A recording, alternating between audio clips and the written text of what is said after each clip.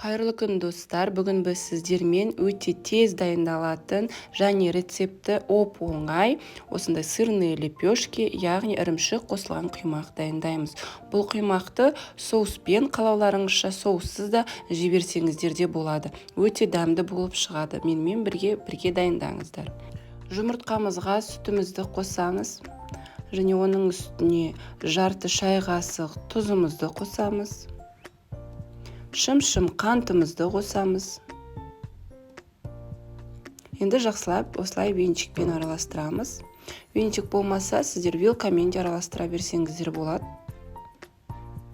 Міне осындай болып, біркелкі болып араласып болған кезде үстіне сырымызды қосамыз.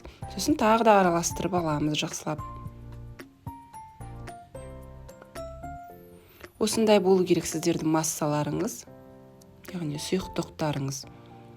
Міне, осындай болған кезде қызып тұрған кішкене ғана май құямыз осындай табаға. Бәрін біркелкі етіп қазір саламыз.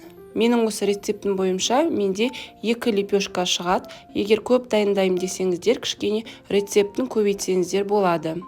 Менің табамның диаметрі 24. Сіздердікі үлкен болса, онда 1 лепешка ғана шығуы мүмкін.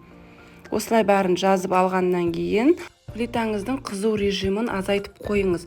Менде 9-дың 5-іне қойып қойдым, әйтпесе күйіп кетеді. Міне көрдіңіздер ме, үстеріне кішкене тесіктер шығып, жарылып, пісіп жатыр екінші жағы. Әр жағын бір 3-4 минуттан пісіріп аласыздар.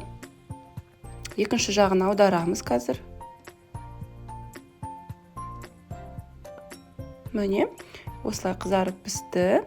Енді бетін жауып, екінші жағын пісіріп аламыз. Міне өте тез арада біздің лепешкаларымыз дайын, сыр қосылған, өте жеңіл әрі тез дайындалады. Сондықтан сіз де жасап көріңіз. Сіздермен болған жадыра ас болсын.